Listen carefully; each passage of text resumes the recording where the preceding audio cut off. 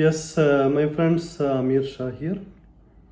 ഇന്ന് നമ്മൾ സംസാരിക്കാൻ പോകുന്നത് എംപ്ലോയി റിക്രൂട്ട്മെൻറ്റ് എന്ന ഏരിയയെക്കുറിച്ചാണ്. നിങ്ങൾക്കറിയാം, ഏതൊരു കമ്പനിയുടെയും അതിൻ്റെ പ്രശസ്തി അതല്ലെങ്കിൽ അംഗീകാരം നിലനിൽക്കുന്നത് കസ്റ്റമറിൽ നിന്നുമുള്ള ഫീഡ്ബാക്ക് കൊണ്ടും എംപ്ലോയീസിൽ നിന്നുള്ള ഫീഡ്ബാക്ക് കൊണ്ടുമാണ്. ഈ രണ്ട് കാര്യങ്ങൾ നല്ല രൂപത്തിൽ നമുക്ക് കൊണ്ടുപോകാൻ കഴിഞ്ഞാൽ നിങ്ങളുടെ സ്ഥാപനം ഒരു നല്ല സ്ഥാപനമായി നിങ്ങൾക്ക് പരിഗണിക്കാം. പല കമ്പനികളും അവർ ഏറ്റവും അധികം പ്രയോറിറ്റി കൊടുക്കുന്നത് കസ്റ്റമേഴ്സിനാണ്. സെക്കൻഡ് പ്രയോറിറ്റിയാണ് അവർ എംപ്ലോയീസിന് കൊടുക്കുന്നത്. അങ്ങനെയുള്ള കമ്പനിയാണ് എങ്കിൽ ദറ്റ്സ് എ പ്രോബ്ലം. ഞാൻ ഈ പ്രസൻറ്റേഷന് തുടങ്ങുന്നതിന് മുമ്പ് എംപ്ലോയി റിക്രൂട്ട്മെൻറ്റ് എന്ന് പറയുമ്പോൾ നിങ്ങൾ എൻ്റെ സംസാരം കേൾക്കേണ്ടത്, നിങ്ങൾക്കൊരു സ്ഥാപനമുണ്ട് എങ്കിൽ എങ്ങനെയാണ് നിങ്ങൾ റിക്രൂട്ട്മെൻറ്റ് നടത്തേണ്ടത് എന്നതിനെക്കുറിച്ച് ആ ഒരു പൊസിഷനിൽ നിന്നുകൊണ്ടാണ് നിങ്ങൾ ഈ വീഡിയോ കാണേണ്ടത്. എങ്കിൽ മാത്രമേ നിങ്ങൾക്ക് അതുകൊണ്ട് ഉപകാരമുള്ളൂ. തന്നെയുമല്ല, ഈ വീഡിയോ കാണുന്ന ആളുകൾ എന്ന് പറയുന്നത് എംപ്ലോയർ ആയിരിക്കണം. അതല്ല എങ്കിൽ HR സ്പെഷ്യലിസ്റ്റുകൾ, HR മാനേജർ, ഇത്തരം ആളുകൾ കാണേണ്ട വീഡിയോ ആണിത്. എംപ്ലോയീസിന് കാണാം, ആർക്കും കാണാം, അതല്ല ഞാൻ പറയുന്നത്. ഇതിൻ്റെ അൾട്ടിമേറ്റ് ഉദ്ദേശം എന്ന് പറയുന്നത് എംപ്ലോയർ, അതുപോലെ തന്നെ HR സ്പെഷ്യലിസ്റ്റുകൾ, HR മാനേജേഴ്സ്, ഇത്തരം ആളുകൾക്കും വേണ്ടിയുള്ള ഒരു സ്പെഷ്യലൈസ്ഡ് പ്രോഗ്രാമാണ് എംപ്ലോയി റിക്രൂട്ട്മെൻറ്റ് എന്നത്. നേരത്തെ ഞാൻ പറഞ്ഞു, ഒരു എംപ്ലോയർ, അതുപോലെ തന്നെ മറുവശത്ത് എംപ്ലോയി, മൂന്നാമത് നമ്മുടെ മുന്നിലുള്ളത് നമ്മുടെ കസ്റ്റമേഴ്സാണ്. ഈ എംപ്ലോയി, എംപ്ലോയർ ആൻഡ് കസ്റ്റമർ, ഈ മൂന്ന് ഘടകങ്ങൾ ചേർന്നതാണ് നിങ്ങളുടെ ബിസിനസ്. പക്ഷേ ഒരു എംപ്ലോയിയെ നിങ്ങൾ ഹയർ ചെയ്യുകയാണ്, അതല്ലെങ്കിൽ റിക്രൂട്ട് ചെയ്യുകയാണ് എങ്കിൽ അത് എങ്ങനെയായിരിക്കണം, എന്തൊക്കെ കാര്യങ്ങളുടെ അടിസ്ഥാനത്തിലാണ് നിങ്ങളൊരു എംപ്ലോയിയെ റിക്രൂട്ട് ചെയ്യേണ്ടത്, നിങ്ങൾ തെറ്റായ രൂപത്തിൽ ഒരു എംപ്ലോയിയെ റിക്രൂട്ട് ചെയ്താൽ അതുകൊണ്ടുള്ള ഭവിഷ്യത്ത് എന്തൊക്കെയാണ്, അതിന് ആ എംപ്ലോയിക്ക് നഷ്ടം വരാവുന്ന ഭാഗങ്ങൾ എന്തൊക്കെയാണ്, ഏതൊക്കെ രൂപത്തിൽ നിങ്ങളെയും ആ എംപ്ലോയിയെയും അത് ബാധിക്കുന്നു എന്നിത്യാദി കാര്യങ്ങളാണ് എംപ്ലോയി റിക്രൂട്ട്മെൻറ്റ് എന്ന ഭാഗത്ത് നമ്മൾ ചർച്ച ചെയ്യുന്നത്. നിങ്ങൾക്കറിയാം, നമ്മുടെ നാട്ടിൽ വളരെ ചെറിയ കടകൾ മുതൽ, ചെറിയ സ്ഥാപനങ്ങൾ മുതൽ വളരെ വലിയ മൾട്ടിനാഷണൽ കമ്പനികൾ നമ്മുടെ രാജ്യത്തുണ്ട്. ഇവിടെ എല്ലാം നടക്കുന്ന ഒരു സിംഗിൾ വിൻഡോ പ്രോസസ്സാണ് എംപ്ലോയി റിക്രൂട്ട്മെൻറ്റ് എന്നത്. ഓരോ സ്ഥാപനത്തിനും അതിൻ്റെ ആവശ്യകത അനുസരിച്ച് ആളുകളെ കണ്ടെത്തുകയും അത്തരം ആളുകളെ ഉപയോഗിച്ചുകൊണ്ട് ആ സ്ഥാപനം മുന്നോട്ട് പോവുകയും ചെയ്യുമ്പോൾ എന്തൊക്കെയാണ് അതിൻ്റെ മാനദണ്ഡങ്ങൾ എന്നതിനെക്കുറിച്ചാണ് ഇന്ന് നമ്മൾ ചർച്ച ചെയ്യുന്നത്. ഇനി ഹൂ ഈസ് ആൻ എംപ്ലോയി? ഒരു എംപ്ലോയി എന്നാൽ ആരാണ് എന്ന് ചോദിച്ചാൽ അതിൻ്റെ ഡയറക്റ്റ് മെസ്സേജ് ആൻസർ എന്ന് പറയുന്നത്, an employee is a person who has agreed to be employed to work for some form of payment under a contract of employment. ഒരു employment കോൺട്രാക്റ്റിൻ്റെ അടിസ്ഥാനത്തിൽ നിശ്ചയിക്കപ്പെട്ട വേതന പ്രകാരം അദ്ദേഹത്തിന് സാലറി കൊടുക്കാമെന്നും അതുപോലെ അംഗീകരിച്ച് മുന്നോട്ട് പോകാമെന്നുമുള്ള തീരുമാനപ്രകാരം നമ്മളെ അടുത്തേക്ക് വരുന്ന ഉദ്യോഗാർത്ഥികളെ പറയുന്ന പേരാണ് എംപ്ലോയി എന്ന്. ഇവിടെ ഒരു എംപ്ലോയി എന്ന് പറയുമ്പോൾ other side there is an employer. ഈ എംപ്ലോയറോട് എനിക്ക് ചോദിക്കാനുള്ളത്, why you need an employee? എന്തിനാണ് നിങ്ങൾക്കൊരു എംപ്ലോയിയെ അല്ലെങ്കിൽ ഒരു ഉദ്യോഗാർത്ഥിയെ ആവശ്യം ഉള്ളത്? എന്തടിസ്ഥാനത്തിലാണ് നിങ്ങൾ ഒരാളെ റിക്രൂട്ട് ചെയ്യുന്നത്? ഇതാണ് ആദ്യമേ ഉള്ള ചോദ്യം. കാരണം ഒരു പക്ഷേ കമ്പനിയുടെ കയ്യിൽ ധാരാളം ക്യാഷ് ഉണ്ടാവാം. പല ആളുകളും പല തീരുമാനപ്രകാരം സ്റ്റാഫിനെ റിക്രൂട്ട് ചെയ്യുന്നുണ്ടാവാം. Ultimately do you have a need for an employee? ഇതാണ് ഫസ്റ്റ് ചോദ്യം. മൾട്ടിനാഷണൽ കമ്പനി കൾച്ചർ നോക്കുമ്പോൾ ഒരു എംപ്ലോയിയെ റിക്രൂട്ട് ചെയ്യുമ്പോൾ ഫൈനാൻസ് ഡിപ്പാർട്ട്മെൻറ്റ്, HR ഡിപ്പാർട്ട്മെൻറ്റ്, അതുപോലെ ടോപ്പ് മാനേജ്മെൻറ്റ് ഇതെല്ലാം അംഗീകരിച്ച ശേഷം മാത്രമാണ് ഒരു എംപ്ലോയിയെ സാധാരണഗതിയിൽ റിക്രൂട്ട് ചെയ്യാറുള്ളത്. അവർ ഒരു എംപ്ലോയി എടുക്കുമ്പോൾ ഏത് തരത്തിലുള്ള എംപ്ലോയിയാണ് വരുന്നത്, ഏത് തരം ജോലിക്കാണ് അദ്ദേഹത്തെ എംപ്ലോയ്മെൻറ്റ് കൊടുക്കുന്നത്, എങ്ങനെയാണ് റെമ്യൂണറേഷൻ അദ്ദേഹത്തിന് പാക്കേജ് ഡിസൈൻ ചെയ്യുന്നത്, അതിൻ്റെ ക്രൈറ്റീരിയ എന്തൊക്കെയാണ്, അതെല്ലാം ഇൻ ഹൗസ് പ്രോസസ്സിലൂടെ അവർ തീരുമാനിച്ച് ഉറച്ച ശേഷമാണ് അടുത്ത ഘട്ടമായ റിക്രൂട്ട്മെൻറ്റ് പ്രോസസ്സിലേക്ക് അവർ പോകുന്നത്. ഇവിടെ നമ്മുടെ നാട്ടിലുള്ള എംപ്ലോയേഴ്സിനോട് എനിക്ക് ചോദിക്കാനുള്ളത്, when you higher an employee, do you really need an employee? നിങ്ങൾക്ക് സത്യത്തിൽ ആ എംപ്ലോയി ആവശ്യമുണ്ടോ? എത്ര കാലത്തേക്കാണ് നിങ്ങൾക്ക് അതിനെ ആവശ്യമുള്ളത്? ലോങ് ടേമിലേക്ക് നിങ്ങൾ ആ എംപ്ലോയിയെ ഉപയോഗിക്കാൻ പോകുന്നുണ്ടോ? ഷോർട്ട് ടേമിലേക്കാണ് എങ്കിൽ അതിന് പറയുന്ന ഉത്തരം മറ്റൊന്നാണ്. ലോങ് ടേമിലേക്കാണെങ്കിൽ അതിന് പറയുന്ന ഉത്തരവും മറ്റൊന്നാണ്. കാരണം ഒരു എംപ്ലോയി എന്ന് പറയുന്നത് he is giving his time and life to an employer. അപ്പോൾ ഒരു ഉദ്യോഗാർത്ഥിയുടെ സമയവും അവൻ്റെ വ്യക്തിത്വവും നമ്മുടെ കമ്പനിക്ക് വേണ്ടി നിൽക്കുമ്പോൾ how you are going to manage his time? അദ്ദേഹത്തിന് നമ്മളിൽ നിന്നും എന്ത് പ്രതീക്ഷയാണ് നൽകുന്നത്? ഒരു ഷോർട്ട് ടേമിലേക്കാണ് നിങ്ങളൊരു എംപ്ലോയിയെ എടുക്കുന്നത് എങ്കിൽ ആ എംപ്ലോയിക്ക് ഒരു പക്ഷേ നിങ്ങളിൽ നിന്നും നഷ്ടമാണ് ഉണ്ടാകാൻ പോകുന്നത്. Because he will lose many other opportunities. Short ടേമിലേക്ക്, കുറഞ്ഞ കാലങ്ങളിലേക്ക്, 6 മാസത്തേക്കോ 1 വർഷത്തേക്കോ എല്ലാം നിങ്ങൾ ഒരു എംപ്ലോയിയെ എടുക്കുകയാണ് എങ്കിൽ ക്രിസ്റ്റൽ ക്ലിയറായി നിങ്ങൾ ആ എംപ്ലോയിയോട് പറയണം, we are hiring you for a certain period. അതിന് തയ്യാറാവുന്ന എംപ്ലോയീസിനെ മാത്രമേ നിങ്ങൾ എടുക്കാൻ പാടുള്ളൂ. അതല്ല, നിങ്ങളുടെ ഉള്ളിൽ നിങ്ങൾക്കറിയാം ഈ എംപ്ലോയി എനിക്ക് 1 വർഷം മാത്രമേ ആവശ്യമുള്ളൂ, after that I will fire him എന്നാണ് നിങ്ങളുടെ ഉള്ളിലെങ്കിൽ you are making a big trouble to him. Because നമ്മുടെ രാജ്യത്ത് ധാരാളം അവസരങ്ങൾ ആ ഉദ്യോഗാർത്ഥിക്ക് ലഭിക്കും ഒരു ലോങ്ങർ പീരിയഡിൽ അദ്ദേഹത്തിന് ജോലി ചെയ്യുന്നതിന് വേണ്ടി. So to be very clear from the beginning itself, ഒരു എംപ്ലോയർ എന്ന നിലക്ക് നമ്മൾ ആദ്യം ചെയ്യേണ്ടത് be clear with your needs and wants. Straight away tell him that I am going to hire you for a period of 1 year or 6 months. And after that, if the condition is still good and better, we'll consider you for a longer period. അപ്പോൾ 1 വർഷത്തിന് ശേഷം നിങ്ങൾ ആ എംപ്ലോയിയെ offload ചെയ്യുകയാണെങ്കിൽ he will not feel about you bad because you already told him the truth.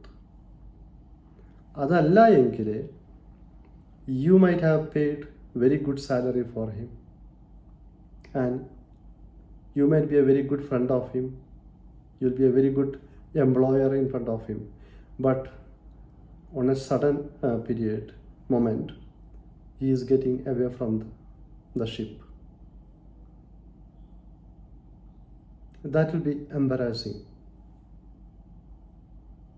So when you hire somebody, make sure that you need somebody for a longer period or a shorter period and be clear with that employee that you are hiring this employee on a particular reason. ഇനി ഒരു എംപ്ലോയിയെ നിങ്ങൾ higher ചെയ്യുമ്പോൾ എന്താണ് അതിൻ്റെ അടിസ്ഥാന കാരണമെന്ന് ചോദിച്ചാൽ, നിങ്ങളൊരു ബിസിനസ് തുടങ്ങിയ അതേ കാരണം തന്നെയാണ് ഒരു എംപ്ലോയിയെ നിങ്ങൾ ഹയർ ചെയ്യുന്നതിനും നമ്മൾ പരിഗണിക്കുന്ന കാരണം.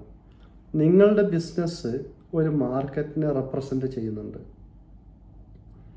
നിങ്ങളുടെ ബിസിനസ് ഒരു സർവീസ് ഓർ പ്രൊഡക്റ്റ് റെപ്രസെൻ്റ് ചെയ്യുന്നുണ്ട്. അതുപോലെ തന്നെ ആ മാർക്കറ്റിലേക്ക് വേണ്ട സർവീസ് ഓർ പ്രൊഡക്ട്സ് കൃത്യമായ അളവിൽ ആണ് ലഭിക്കുന്നത് എങ്കിൽ, ഒരു പക്ഷേ നിങ്ങൾക്കൊരു എംപ്ലോയി ആവശ്യമുണ്ട് എങ്കിൽ you can look for an employee. ഒരു ഉദ്യോഗാർത്ഥിയെ നിങ്ങൾക്ക് തിരയാം. അതേ അവസരത്തിൽ നിങ്ങളുടെ ബിസിനസ് അതേ മാർക്കറ്റിൽ നിൽക്കുമ്പോൾ when you have A lesser demand, don't higher an employee. നിങ്ങളുടെ ബിസിനസ്സിന് മാർക്കറ്റിൽ ഡിമാൻഡ് കുറഞ്ഞു വരുന്നു എന്ന് നിങ്ങൾക്ക് തോന്നി തുടങ്ങുമ്പോൾ, that moment itself you have to stop recruitment. Next step എന്താണെന്ന് വെച്ചാൽ, market is there, demand is there, but in this market there is A over supply. എത്രയാണോ നിങ്ങളുടെ മാർക്കറ്റ് സൈസ്, എത്രയാണോ മാർക്കറ്റ് ഡിമാൻഡ്, ആ മാർക്കറ്റ് ഡിമാൻഡിനേക്കാൾ കൂടുതൽ അവിടെ സപ്ലൈ വരുന്നു എങ്കിൽ then again you stop recruitment. രണ്ട് പ്രധാന ഘടകങ്ങൾ നിങ്ങൾക്ക് വിരുദ്ധമായി, നിങ്ങളുടെ ബിസിനസ്സിന് വിപരീതമായി വരുന്നു എങ്കിൽ you have to stop recruitment. One is lesser demand and over supply. കാരണം lesser demand എന്ന് പറയുമ്പോൾ you are getting challenges in front of you. So why you are making the war worse? അതുപോലെ തന്നെ demand is there but over supply is witnessing. നിങ്ങൾക്ക് market ഉണ്ട്, demand ഉണ്ട്, but there are lot of players in this market. അങ്ങനെയാണെങ്കിൽ ഒരു 10 കമ്പനിയാണ് ആ മാർക്കറ്റിലേക്ക് ആവശ്യം ഉള്ളൂ എങ്കിൽ അവിടെ ഒരു 15 കമ്പനി അവിടെ അതേ സേവനം കൊടുക്കാൻ തയ്യാറായി വരുമ്പോൾ ഈ 10 കമ്പനിയുടെയും ബിസിനസ്സിനെ 50% അത് ബാധിക്കുമെന്നർത്ഥം. So you are taking a U turn from that market when the over supply is coming. അത്തരം നിമിഷങ്ങളിൽ what you have to do, first stop recruitment. You are favouring yourself and you are favouring to the community outside. No recruitment at all. But the market is good, demand is stable, and supply is consistent, means you have a huge demand for the growth. അവിടെ നിങ്ങൾക്ക് നിങ്ങളുടെ ബിസിനസ്സിനെ വളർത്താനും നിങ്ങളുടെ പ്രൊഡക്റ്റിനെ ബെറ്ററായിട്ട് place ചെയ്യാനും placement നടത്താനും U have A great scope. അത്തരം അവസരങ്ങളിൽ what you can do, you can look for quality employees. So 3 conditions: you need to have a strong market, you need to have a good demand, and you need to have proper delivery of the service or products, and you have to make sure that it is not oversupplied. അങ്ങനെയുള്ള ഒരു അവസരത്തിലാണ് എങ്കിൽ നിങ്ങളുടെ കമ്പനിക്ക് you need some good employees to take care of your business. ഇതാണ് അതിൻ്റെ ഒരു requirement positioning എന്ന് പറയുന്നത്. Now let us see, ഒരു റിക്രൂട്ട്മെൻറ്റ് ഇൻ ജനറൽ നമ്മൾ നടത്തുമ്പോൾ ധാരാളം ക്രൈറ്റീരിയ നമുക്ക് പരിഗണിക്കാൻ പറ്റും. But on A common ground നമ്മൾ ആദ്യമേ പരിഗണിക്കേണ്ടത് understanding and analysing the requirements. എന്തിനാണ് റിക്രൂട്ട്മെൻറ്റ് നടത്തേണ്ടത്, ഏത് സമയത്തേക്കാണ് റിക്രൂട്ട്മെൻറ്റ് നടത്തേണ്ടത്, എന്താണ് അതിൻ്റെ ആവശ്യം, എത്രയാണ് അതിൻ്റെ ആവശ്യകത, എത്ര കോസ്റ്റ് അതിന് വരുന്നുണ്ട്, അത് എക്സിസ്റ്റിംഗ് കോസ്റ്റ് ആണോ അതോ അഡീഷണൽ കോസ്റ്റ് ആണോ, ഇങ്ങനെയെല്ലാം ധാരാളം ചർച്ചകൾ അതിൻ്റെ പിന്നിൽ വരുന്നുണ്ട്. Suppose if one employee is living that company and you want to replace someone, then there is no extra cost. Probably you will reduce the expenses. You can hire somebody. അതേ അവസരത്തിൽ there is no vacancy in that area, but you are hiring somebody new to take care of the new business, means you are increasing the liability. You are putting more concern on the investments. This is the first condition, analyzing the requirement. രണ്ടാമത്തേതാണ് preparing for the job description. ഒരു employee നിങ്ങളുടെ സ്ഥാപനത്തിൽ വന്നാൽ, suppose if is an accountant, അതല്ലെങ്കിൽ secretary or whatever it is, you need to have a detailed job description. നിങ്ങളുടെ കമ്പനിയിൽ ഒരു detailed job description നിങ്ങൾ കൊടുത്തിട്ടുണ്ടോ എന്ന് നിങ്ങൾ സ്വയം ചോദിച്ചാൽ അറിയാം what your company is doing. നിങ്ങളുടെ കമ്പനിയിലേക്ക് ഒരു അക്കൗണ്ടൻറ്റ് വന്നു കഴിഞ്ഞാൽ you don't need to teach him every day. You give job profile in a document format, and he will read that book properly and he will take care of your business.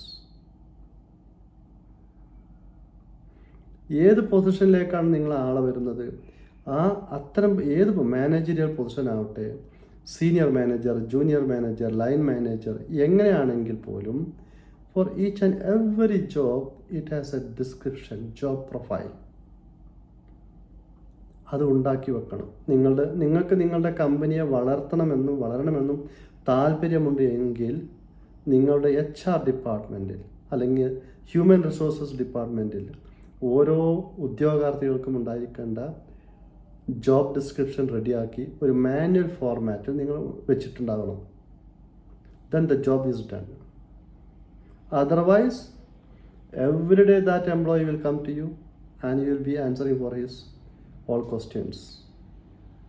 But if you have this manual in his hand, he will not come to your office on a day-to-day basis. മൂന്നാമത് പറയാനുള്ളത്, source suitable candidates. Don't go through friendship. Don't hire from the families.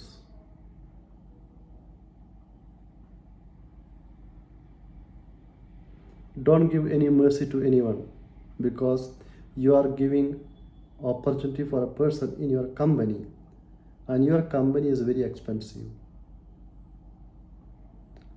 ഒരാളെ നമ്മൾ recruit ചെയ്യുമ്പോൾ അവിടെ നമുക്ക് ഫ്രണ്ട്ഷിപ്പിന് പ്രാധാന്യം കൊടുക്കാൻ പറ്റില്ല. You cannot take somebody from any family or relatives. You need a true blood with the right knowledge to that business. അതാണ് source suitable candidates എന്ന് പറയുന്നത്. അതിനുശേഷം നിങ്ങൾക്ക് അപ്ലിക്കേഷൻസ് വരുമ്പോൾ you will be getting lot of application, because anyone can send you application for any job. Anyone can send applications, but you don't need all this application to work. You have to categorise the applications, each one, which is good, which is not relevant, which is not at all bad. ഇങ്ങനെയെല്ലാം പരിഗണിച്ചിട്ട് നിങ്ങൾ അതിനെ 3-ൽ 1 ചുരുക്കി കൊണ്ടുവരണം, simplify ചെയ്യാം. എന്നിട്ട് അതിൽ നിന്നുമാണ് നമ്മൾ സ്ക്രീനിങ് ചെയ്യേണ്ടത്. ഒരു എംപ്ലോയി ആണ് എങ്കിൽ തന്നെ നിങ്ങൾക്ക് ഒരു 10-100 അപ്ലിക്കേഷൻസ് വന്നാൽ you need to have the best 10 out of 100.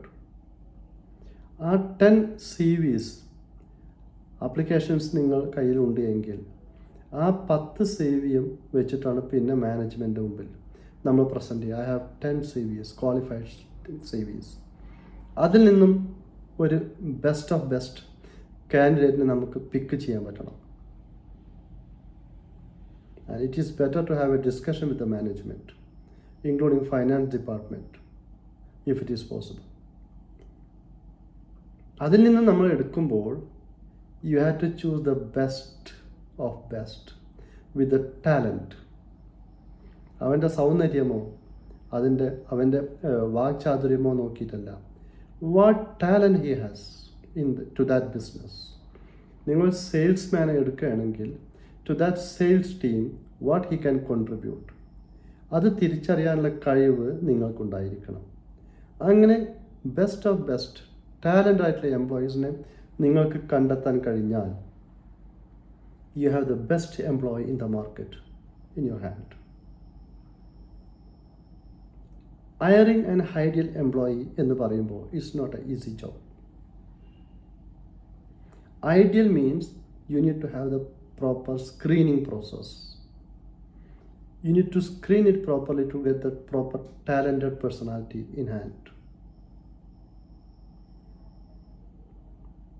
So, hiring an ideal employee needs to have the proper screening, and you need to take 1 out of 100 with the best talent. അങ്ങനെയാണ് എങ്കിൽ you are doing the recruitment properly. And the last process is onboarding the employee. Effectively, you have to onboard him. When you have somebody as a newcomer to the company or to the office, how many of you introducing to others in a well manner? Most of the time, zero. Nobody does. But in your case, if you want to challenge me with the recruitment process, do what I said now. You'll get the best employee. Do screening process, take the best out of 100, then effectively onboard him. With the full respect, he is a new person to your organization. Give him a warm welcome to you and your company. And everybody should invite him to the new company. He will feel proud about you from the beginning itself. അതേ അവസരത്തിൽ ഒരു പുതിയ വ്യക്തി നിങ്ങളുടെ സ്ഥാപനത്തിലേക്ക് വരുമ്പോൾ നിങ്ങൾ അദ്ദേഹത്തെ പരിഗണിക്കാത്ത ഒരവസ്ഥ ഉണ്ടാവുക, അദ്ദേഹത്തെ ഭയപ്പെടുത്തുന്ന സംസാരങ്ങൾ ഉണ്ടാവുക, ഇങ്ങനെയൊക്കെ ആണെങ്കിൽ he will try to run away from next day onwards. അതാണോ നിങ്ങൾക്ക് ആവശ്യം? Do it. But after having a talented employee in hand, and if you are not taking care of him properly, he will fly, because he is only 1 day with you. He can easily fly back. That's why you need effective onboarding process. So these are the basic principles of recruitment. HR department should take care of these points very carefully. My friends, if you are not aware of these principles in general, take note of it and use it with the next recruitment process.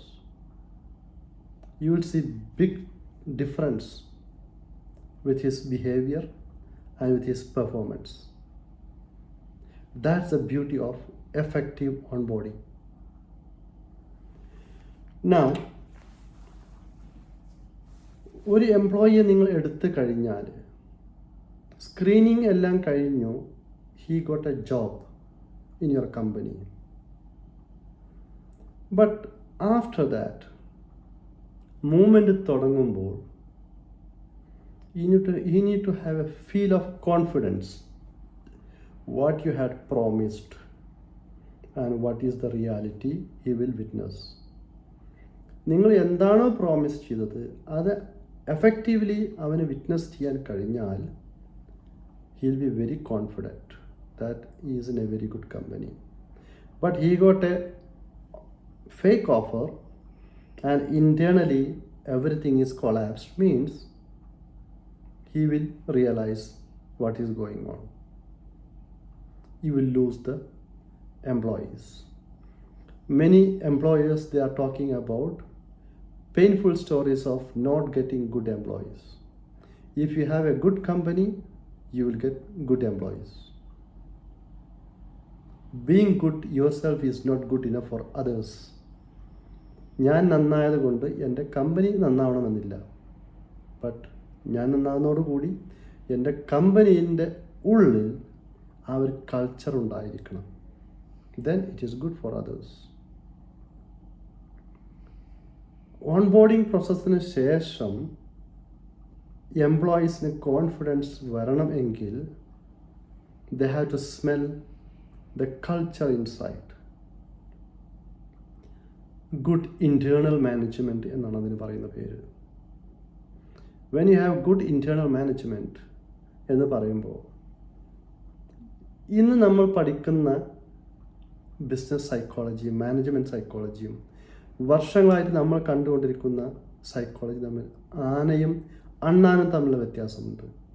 If you practise the old method, no one will stay with you and you will be alone with your company.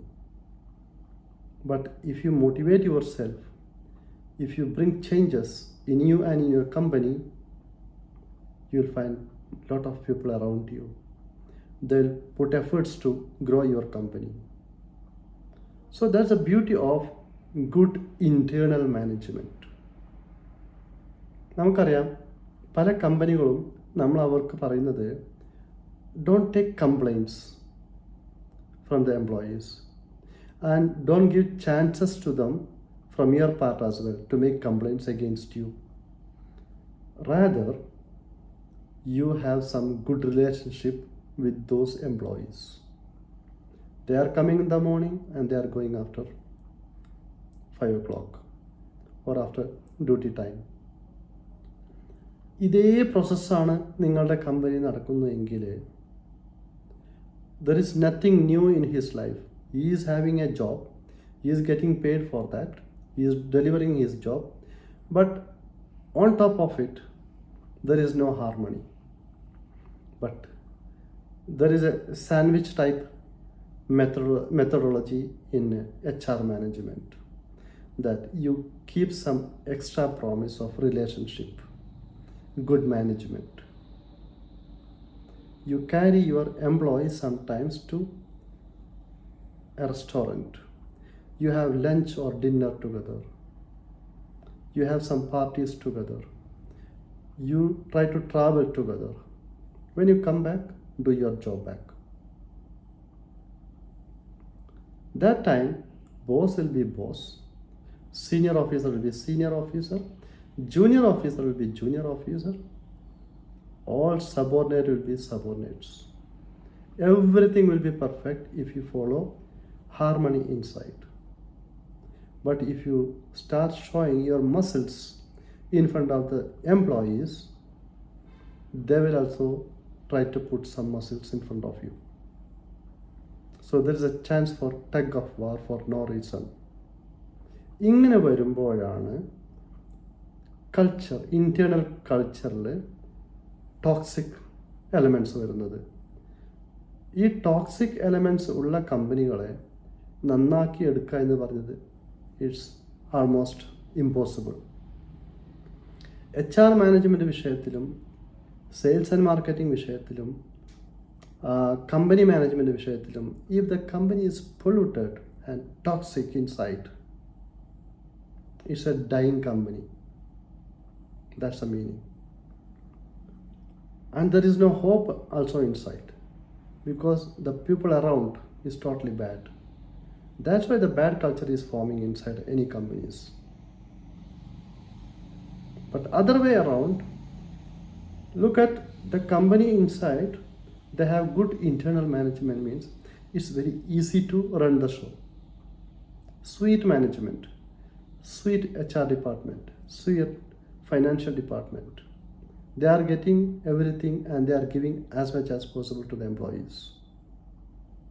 Give and take. And any employees who comes to you, they have a plan to have growth. They are looking for opportunities for a career development.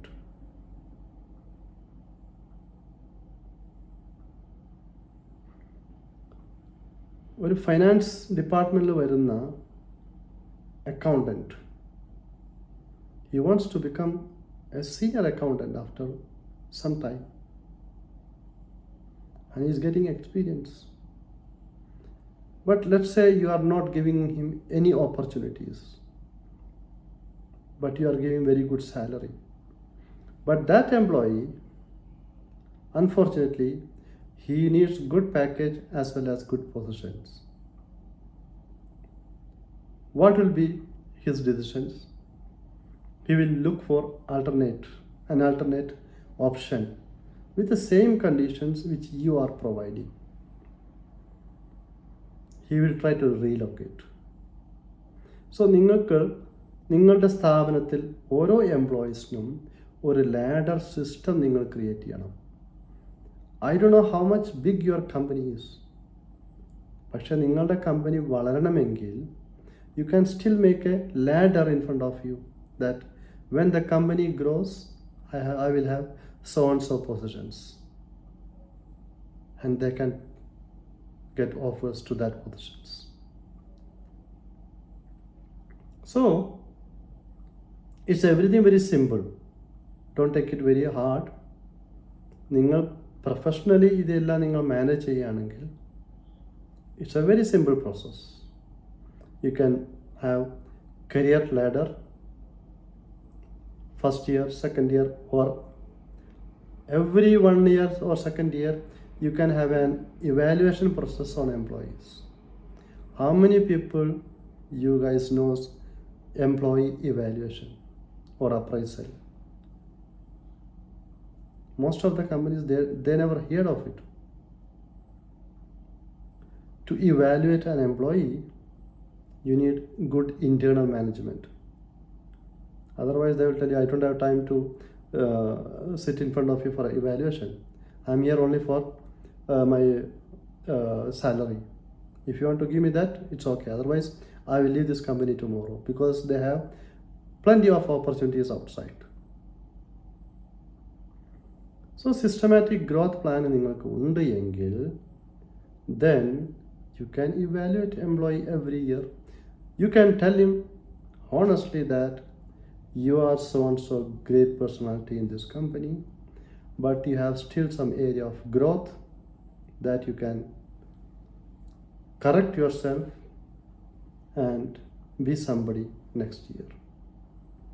And keep that words in writing. Next year, when you sit again for the appraisal face to face, tell him, this was the point we discussed, and let us discuss, did you achieve that changes or not? If yes, he deserve salary hike or promotions. If not, you are right to demotivate him or fire him or try to manage him simply. We don't say to fire anybody, but instead of firing somebody, there are plenty of ways to manage an employee. And such bad employees, most of the time, slowly they become the best employee in the organizations. No one is bad.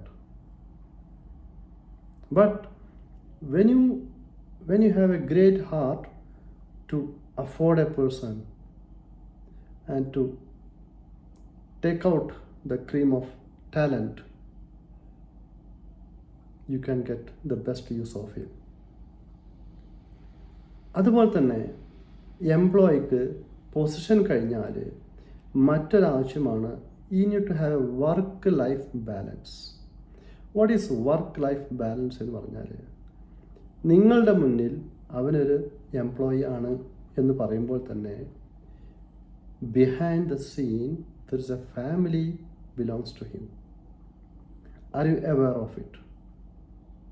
നിങ്ങളുടെ കമ്പനിയിൽ നിങ്ങളുടെ ഓരോ സ്റ്റാഫിൻ്റെയും കുടുംബത്തിലെ കാര്യങ്ങൾ, അച്ഛൻ്റെ പേര്, അമ്മയുടെ പേര്, അവൻ്റെ മക്കളുടെ പേര്, ഭാര്യയുടെ പേര് അറിയുന്ന എത്ര മാനേജ്മെൻറ്റ് നിങ്ങളുടെ മുന്നിലുണ്ട്?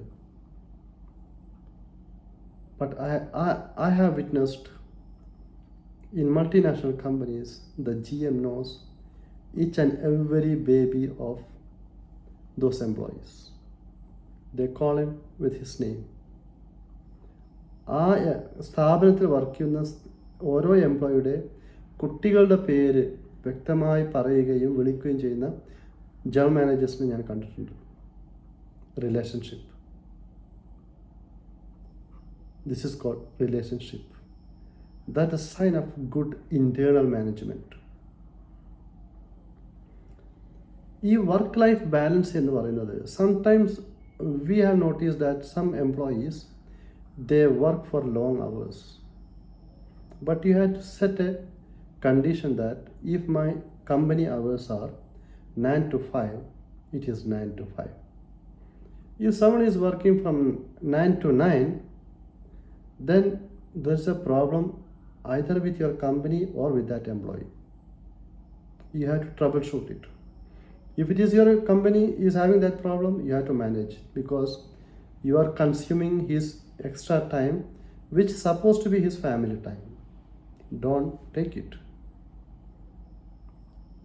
അതേ അവസരത്തിൽ നിങ്ങളുടെ കമ്പനി എല്ലാം ഓക്കെയാണ്, വർക്ക് ഓൺ ടൈം തീർക്കാത്ത ഒരു എംപ്ലോയിയാണ്, ഒരു ലേസി എംപ്ലോയിയാണ് എങ്കിൽ you have to teach him how to do the proper job on time. Finish the task within the given time. It has to be before 5 o'clock or before 8 o'clock, whatever it is. But don't give him chance to spoil it for no reason. ഒരു കമ്പനിയുടെ ഏറ്റവും ഒരു നല്ല മുഖം എന്ന് പറയുന്നത് അതിൻ്റെ best time മാനേജ്മെൻ്റാണ്. If the company is properly operating with the particular time band, which means the management is functioning properly. അതല്ല, കുറേ ആളുകൾ 5 മണിക്ക് ഇറങ്ങിപ്പോവും, കുറേ ആളുകൾ 9 മണിക്ക് ഇറങ്ങിപ്പോവും, കുറേ ആളുകൾ രാത്രി 12 മണി വരെ ഇരിക്കുമെന്ന് പറയുമ്പോൾ the business is floating, the management is floating. Nobody knows in which direction this ship is going. And most of the time, if somebody is working overtime, means there's a lack of employees inside. You are not doing proper recruitment.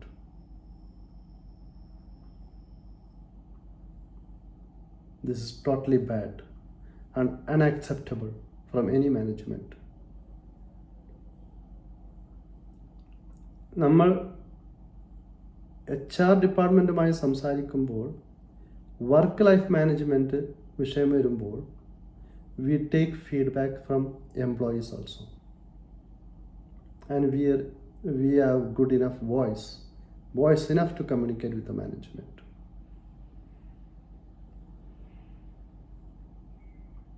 അതുപോലെ തന്നെ work life ബാലൻസിന് ശേഷം what is next എന്ന് ചോദിച്ചാൽ, employees actually looking for good compensation. What is good compensation means? സാലറിക്ക് അപ്പുറം ആ എംപ്ലോയിക്ക് നിങ്ങൾ നൽകുന്ന extra ബെനിഫിറ്റുകൾക്ക് പറയുന്ന പേരാണ് good compensations. Allowances, extra leave offers, vacations, holiday trips, ഇതൊക്കെ കൊടുക്കണമെങ്കിൽ employee they have to work well, no doubt about it.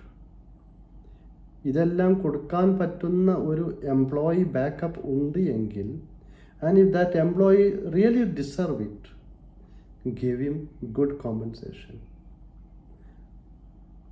Other way around, if not, suppose if he is not working properly and he is still arguing for the compensation, then there is a problem inside the company, between the company and the staff. But നല്ല കമ്പനികളുടെ വിഷയത്തിൽ ഒരിക്കലും എംപ്ലോയീസിന് അവരുടെ compensation അല്ലെങ്കിൽ അവരുടെ അലവൻസുകൾ കമ്പനിയോട് ചോദിക്കേണ്ട ഒരവസ്ഥ ഉണ്ടാവരുത്. You have to give him on time with a proper method. You have to put the documents inside in an envelope, give it to him with the respect. This is compensation documentations management. അതുപോലെ തന്നെ ഇന്ന് പ്രത്യേകിച്ചും എംപ്ലോയീസിന് വളരെയധികം ആവശ്യമുള്ള ഒരു വിഷയമാണ് recognition programs. കാരണം അവരുടെ work issues, personal issues, family issues, ഇതെല്ലാം അവർ ടോളറേറ്റ് ചെയ്തുകൊണ്ട് they are supporting your company. So you have to contribute some extra benefits for them to enjoy effective recognition programs. You can give him a ticket, you can give him a whole day package, or you can have a party for him. You will give him some extra recognitions. Whatever it is good for you, try to give in the best way. But consider in your company there is a effective recognition programs running. Consider in your company there is a good compensation program running. Consider in your company there is a work-life balance running. And consider in your company there are opportunities for career development. All will come if you have a good internal management. So ആദ്യം പറഞ്ഞത് എപ്പോഴും ഉണ്ട് എങ്കിൽ പിന്നീട് പറയുന്ന ഈ 4 കാര്യങ്ങളും വളരെ ഈസി ആയിട്ട് നിങ്ങൾക്കത് റെപ്രസെൻ്റ് ചെയ്യാനും ഡെലിവർ ചെയ്യാനും കഴിയും. അതേ അവസരത്തിൽ ഇത് നിങ്ങൾക്ക് നല്ല മാനേജ്മെൻറ്റ് ഉണ്ട് എങ്കിൽ U will have good employees as well. I hope that area is I explained very well. Now, നമ്മുടെ ഇന്ത്യയിൽ ടോപ്പ് എംപ്ലോയി ഫ്രണ്ട്ലി കമ്പനികൾ കമ്പനികൾ നമ്മൾ എടുത്തു കഴിഞ്ഞാൽ സ്വാഭാവികമായി നമ്മൾ ആദ്യം കേൾക്കുന്നത് മൾട്ടിനാഷണൽ കമ്പനികളാണ്. Google India, Amazon, American Express which is Amex, TCS which is Tata Consultancy Services, Tech Mahindra, HCL Technologies, Infosys, Wipro and Salesforce. ഇത്തരം കമ്പനികളാണ് വളരെ എംപ്ലോയി ഫ്രണ്ട്ലി ആയിട്ട് നമ്മൾ കാലാകാലങ്ങളായിട്ട് പറയുന്നതും പറഞ്ഞു കൊടുക്കുന്നതും. They are still good companies, no doubt about it. പക്ഷേ ഇവിടെ എനിക്ക് ചോദിക്കാനുള്ളത്, ഇവർ മാത്രമാണോ ഈ നല്ല കമ്പനികളുടെ ലിസ്റ്റിലുള്ളത്, അതോ നമ്മൾ അറിയപ്പെടാത്ത കമ്പനികൾ ഇത്തരം ലിസ്റ്റിൽ ഉണ്ടോ എന്നെല്ലാം നമ്മൾ കണ്ടെത്തുമ്പോൾ I got a surprising news for year 2023 that all these companies' names are not listed anymore and there are totally different names in the picture. എന്ന് പറയുമ്പോൾ കമ്പനികളുടെ ഒരു മോട്ടീവ് എന്ന് പറയുന്നത്, പണ്ട് കാലങ്ങളിൽ നല്ലത് എന്ന് പറഞ്ഞിരുന്ന കമ്പനികൾ അവർ നല്ല കമ്പനികളായി തുടരുന്ന ഒരവസ്ഥ മാത്രമല്ല, നല്ല കമ്പനികളുടെ ലിസ്റ്റിലേക്ക് നടന്നു കയറാൻ പദ്ധതികളും പ്ലാനുകളും ചെയ്തുകൊണ്ട് മുന്നേറുന്ന എംപ്ലോയി ഫ്രണ്ട്ലി ആയിട്ടുള്ള ധാരാളം കമ്പനികൾ ഇന്ത്യയിലുണ്ട്. That is the reality. ആ കമ്പനികളുടെ പേര് ഞാൻ പറഞ്ഞു തരുമ്പോൾ ഇവിടെ ഒരു എംപ്ലോയർ എന്ന് പറയുമ്പോൾ നിങ്ങളുടെ കണ്ണും കാതും ഒരു പടി കൂടുതൽ തുറന്ന് നിങ്ങൾ മാർക്കറ്റിനെ കണ്ടില്ല എങ്കിൽ you will lose your employees simply because market is open for everyone and they can migrate from one to another in no time. India വളരുന്നു എന്ന് പറയുമ്പോൾ, ഇന്ത്യയിലെ കമ്പനികൾ വളരുന്നു എന്ന് പറയുമ്പോൾ it is not simply as an economical growth. There are fundamentally valuational growth inside. Companies are growing with humanity inside, growth, relationship and effective talent hunt programs. ഇതൊക്കെ ഉണ്ട് എന്ന് പറയുമ്പോൾ, suppose if your company is not growing on a year basis, you cannot guarantee any employees continuation in your company because they may look some new company to get in.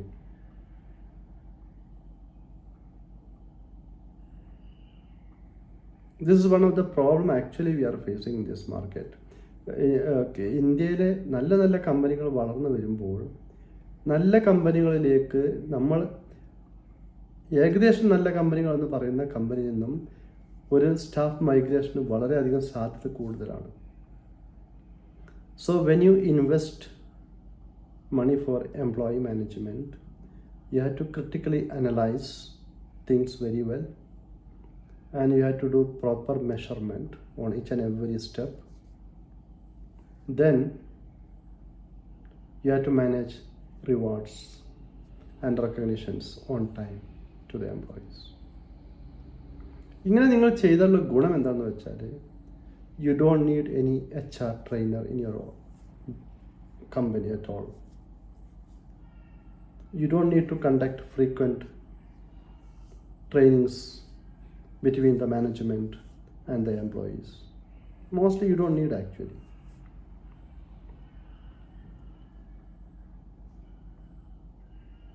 Now, let's see which are these new companies. ഈ employee friendly എന്ന കമ്പനികളുടെ ലിസ്റ്റിലേക്ക് നമ്മൾ ഇതുവരെ കേൾക്കാത്ത ഒരു പേര് വന്നിട്ടുണ്ട്. It's a very big company actually. Hilton. Hotel ഇൻഡസ്ട്രിയിൽ ഹിൽട്ടൺ വളരെ എംപ്ലോയി ഫ്രണ്ട്ലി ആണ് എന്ന് പറയുമ്പോൾ ആ ഇൻഡസ്ട്രിയിൽ വരുന്ന മാറ്റങ്ങൾ നമ്മൾ ഉൾക്കൊള്ളണം. ഹോട്ടൽ ഇൻഡസ്ട്രി എന്ന് പറയുന്നത് സർവീസിങ് ഇൻഡസ്ട്രി ആണെങ്കിൽ പോലും അവിടെ റിവാർഡ്സ് പ്രോഗ്രാംസ് നടക്കുന്നു എന്ന് നമ്മൾ മനസ്സിലാക്കണം. അതുപോലെ ഏറ്റവും അധികം ഓപ്പർച്യൂണിറ്റീസ് ഇന്ന് ഇന്ത്യയിൽ ലഭിക്കുന്നത് IT കമ്പനികളിലാണ്. വളരെ ജയൻ്റ് ആയിട്ടുള്ള IT കമ്പനികൾ ഉണ്ടായിരിക്കെ വളർന്നു വരുന്ന ചെറിയ കമ്പനികളിൽ പോലും വളരെ നല്ല ഓഫേഴ്സ് നൽകി വരുമ്പോൾ competition for the good employees is quite heavily tight. Cisco Systems. This is one of the company which was not listed previously, but it is here. Ria India Private Limited, housing properties are our business, but they are taking care of the employees very well. അതുപോലെ Salesforce. ഈ company ഇവരുടെ ഒരു presence എന്ന് പറയുന്നത് IT based ആണ്. They are doing well and giving best opportunities for the employees. Synchrony International, finance and insurance ആണ് അവരുടെ business. അതുപോലെ AE Finance Limited, അവരുടെ ബിസിനസ് എന്ന് പറയുന്നതും ഇൻഷുറൻസ് ആൻഡ് ഫൈനാൻസ്. മറ്റൊരു കമ്പനിയാണ് DHL Express. ട്രാൻസ്പോർട്ടേഷൻ സെഗ്മെൻറ്റിലാണ് അവർ വർക്ക് ചെയ്യുന്നത്. ഇന്ത്യയിൽ ഏറ്റവും അധികം മാറ്റങ്ങൾ ഉൾക്കൊള്ളുകയും ഏറ്റവും വലിയ ചലനങ്ങൾ ഉണ്ടാക്കിക്കൊണ്ട് വളരെ കുതിച്ചു പായുന്ന ഒരു ഇൻഡസ്ട്രിയാണ് ട്രാൻസ്പോർട്ടേഷൻ ഇൻഡസ്ട്രി. അതിലെ വൺ ഓഫ് ദ ഷൈനിങ് സ്റ്റാറാണ് DHL Express. പക്ഷേ ആ കമ്പനിയുടെ ഒരു എംപ്ലോയി മാനേജ്മെൻറ്റ് ഇത്ര നല്ല രൂപത്തിൽ ആണ് എന്ന് പറയുമ്പോൾ they will take more shares in this country. They will acquire more employee management. Atlassian India LLP, this is also one IT company. ISS Professional Services, I think it is related with banking and teller service, if I am not mistaken. അതുപോലെ തന്നെ HDFC life insurance. Insurance കമ്പനികൾ ധാരാളം ഇന്ത്യയിലുണ്ട്. പൊതുവെ നമ്മൾ insurance കമ്പനികളെ payment masters എന്ന് പറയുക. പക്ഷേ HDFC ലൈഫ് ഇൻഷുറൻസ് എന്ന് പറയുമ്പോൾ മറ്റേതൊരു ഇൻഷുറൻസിലെ ആളുകൾക്കും മൈഗ്രേറ്റ് ചെയ്യാൻ താല്പര്യം കിട്ടുന്ന ഒരു കമ്പനിയാണ് HDFC ലൈഫ് ഇൻഷുറൻസ്. സോ അവർക്ക് വളരെ ഗ്രേറ്റ് പാക്കേജസ് നിലനിൽക്കുമ്പോൾ മറ്റുള്ള ഇൻഷുറൻസ് കമ്പനികളെ സംബന്ധിച്ച് അവർ വീണ്ടും പാക്കേജസ് റിവ്യൂ ചെയ്യണം, ഓപ്പർച്യൂണിറ്റീസ് ബെറ്റർ ചെയ്യണം, മാർക്കറ്റ് പ്രസൻസ് അവർ ഇവാലുവേറ്റ് ചെയ്യണം. ഇങ്ങനെയൊക്കെയാണെങ്കിൽ you will have good market, you will have good demand and you need to maintain the supply to balance the employees inside the company.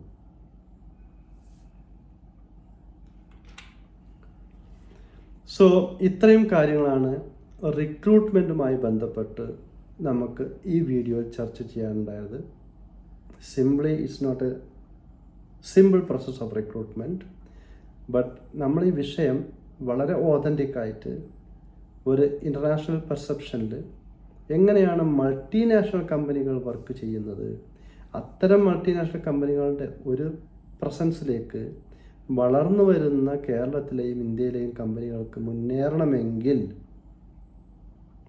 ഇത്തരം ഘടകങ്ങളെ നിങ്ങൾ പരിഗണിക്കുകയും നിങ്ങളത് നടപ്പിലാക്കുകയും ചെയ്ത് മുന്നോട്ട് പോയാൽ you will be a zero problem company. എവിടെയും നമുക്ക് HR ട്രെയിനിങ് കൊടുക്കേണ്ട ആവശ്യമുണ്ടാവില്ല, മാനേജ്മെൻറ്റ് ട്രെയിനിങ് കൊടുക്കേണ്ട ആവശ്യമുണ്ടാവില്ല. Your company will be running properly, smooth, very smooth. My friends, I'll give my number if you have any doubt related with HR management or recruitment. You can always contact me. My name is Ameersha.